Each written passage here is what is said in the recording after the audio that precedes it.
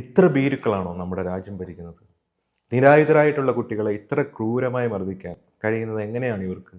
ഭരണകൂടം അതിൻ്റെ എല്ലാ പത്തിയും ഉയർത്തി കുട്ടികളുടെ സമാധാനത്തോടെയുള്ള സമരത്തെ അടിച്ചമർത്തുകയല്ലേ ചെയ്തത്? എന്ത് സമാധാനത്തോടെയാണ് അവർ ആ സമരം കൊണ്ടുപോയത്? തീവ്രവാദികളെ കൈകാര്യം ചെയ്യുന്ന പോലെയല്ലേ ഇന്ന് അവരെ പോലീസും സുരക്ഷാ സേനയും ഭരണകൂടവും കൈകാര്യം ചെയ്തത്? ടോട്ടലി ഇൻ്റർനെറ്റ് കട്ട് ചെയ്യുക, രാത്രിയിൽ കല്ലുകൾ നിറച്ച വണ്ടി കൊണ്ട് പാർക്ക് ചെയ്യുക, അതെടുത്ത് ഉപയോഗിക്കുകയാണെങ്കിൽ ഉപയോഗിക്കട്ടെന്ന് കരുതി കാണും. സ്ത്രീകൾ, പ്രായമായവർ, കൊച്ചുകുട്ടികൾ വരെ പങ്കെടുത്ത് സമാധാനത്തോടെ പോകുന്ന സമരത്തിൽ ഇങ്ങനെ മൃഗീയമായി കൈകാര്യം ചെയ്യാൻ അവർക്ക് കഴിയുന്നത് ഒന്നിനും ഉത്തരം പറയേണ്ടി വരില്ല എന്ന ഗർവിലല്ലേ?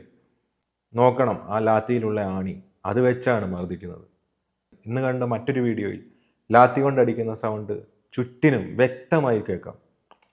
യൂണിഫോം പോലും ധരിക്കാത്ത ഫേക്ക് പോലീസുകാർ വരെ കുട്ടികളെ മർദ്ദിക്കുന്നു, അതും പോലീസിൻ്റെ കൂടെ നിന്ന്. അവർ പോലീസുകാരാണോ അതോ ഗുണ്ടകളാണോ?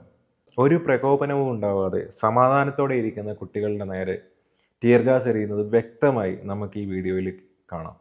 ഇത്രയും പ്രൊവോക്ക് ചെയ്തിട്ടും അവരുടെ ഭാഗത്ത് നിന്ന് അരുതാത്ത ഒന്നും ഉണ്ടാവാതെ എത്ര സംയമനത്തോടെയാണ് അവർ ഈ സമരം മുന്നോട്ട് കൊണ്ടുപോയത്. ഈ വീഡിയോയിൽ കാണുന്ന പോലെ പോലീസുകാർക്ക് നെയിം പ്ലേറ്റ് ഇല്ല, അവരെ ഐഡൻറ്റിഫൈ ചെയ്യാനുള്ള ബാഡ്ജോ നമ്പറോ ഇല്ല. ശരിക്കും ഈ രാജ്യത്തെ നിയമ സംവിധാനത്തെ കൊഞ്ഞനം കുത്തി കാണിക്കുന്നതിന് തുല്യമല്ലേ ഇത്? ഇപ്പോൾ മിണ്ടാതെ ഇരിക്കുന്നവർ ഒന്നോർത്തു, നാളെ നിങ്ങൾക്കോ നിങ്ങളുടെ കുഞ്ഞുങ്ങൾക്കോ ഈ ഒരവസ്ഥ വരാവുന്നതേ ഉള്ളൂ. കഴിഞ്ഞ 10 വർഷമായി രാജ്യം പോകുന്നത്, രാജ്യത്ത് നടക്കുന്നത് ഒന്നും നേരിട്ട് ബാധിക്കാത്ത മനുഷ്യരിൽ ചിലർക്ക് ഇന്ന് ബാധിച്ചു തുടങ്ങി. സമരത്തെ പുച്ഛിക്കുന്ന മനുഷ്യരുണ്ട്. ഒരു നാട്ടിൽ ഒരു അനീതി ഉണ്ടായാൽ അതിനെ ചോദ്യം ചെയ്യാനെങ്കിലും നാവ് ഉയർത്തുക, അല്ലെങ്കിൽ ആ സമൂഹം പിന്നെ അടിമത്തത്തിലേക്കാവും പോവുക. നിങ്ങൾ ചോദ്യം ചെയ്തില്ലെങ്കിലും അതിന് നാവ് ഉയർത്തുന്നവരെ പരിഹസിക്കാതെ ഇരിക്കുക. തീവ്രവാദികളല്ല അവിടെ കൂടിയവർ, നാളത്തെ ഇന്ത്യയുടെ വാഗ്ദാനങ്ങളാണ്. 21 കുട്ടികളാണ് ആത്മഹത്യ ചെയ്തത്. ഇത്രയും മനുഷ്യാവകാശ ലംഘനങ്ങൾ ഈ രാജ്യത്ത് നമ്മുടെ ഭരണകൂടം നടത്തിയിട്ട് അടിയന്തരാവസ്ഥയ്ക്ക് സമമായ ഒരു അന്തരീക്ഷം സൃഷ്ടിച്ചിട്ട് രാജ്യത്തെ മെയിൻ സ്ട്രീം മാധ്യമങ്ങളൊക്കെ നിശബ്ദമാണ്.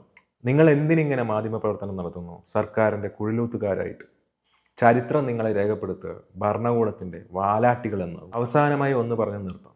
ഇതൊന്നും തങ്ങളെ ബാധിക്കുന്ന കാര്യമല്ലെന്നോർത്ത് ഞെളിഞ്ഞിരിക്കുന്ന ചിലരുണ്ടല്ലോ. വെറുതെ രാജ്യത്തെ എഡ്യൂക്കേഷൻ സിസ്റ്റം അക്കൗണ്ടബിൾ അല്ല എങ്കിൽ ഒരു തൊഴിലിനും അനുയോജ്യമായവരായിരിക്കില്ല അവിടെ എത്തുക. സിമ്പിൾ ഒരു കാര്യം പറയാം, എല്ലാവരെയും ബാധിക്കുന്ന കാര്യമാണല്ലോ ആരോഗ്യം. രോഗത്തിന് നിങ്ങൾ പ്രിവിലേജ്ഡ് ആണോ അൺപ്രിവിലേജ്ഡ് ആണോ എന്നൊന്നും അറിയില്ല. സോ നിങ്ങളെ ചികിത്സിക്കാൻ ഇങ്ങനെ ഷോർട്ട് കട്ടിൽ കൂടി കയറിക്കൂടി ഒരുത്തനാണ് വരുന്നതെങ്കിലോ ഒന്ന് ആലോചിച്ച് നോക്കുക. ഇത്രയൊക്കെ കണ്ടിട്ടും കേട്ടിട്ടും നിങ്ങളുടെ ഉള്ളിൽ ഇതിനെതിരെ ഒന്നും തനിക്ക് ചെയ്യാൻ കഴിയുന്നില്ലല്ലോ എന്ന അമർഷമെങ്കിലും ഉള്ളിലുണ്ടായിട്ടുണ്ട്.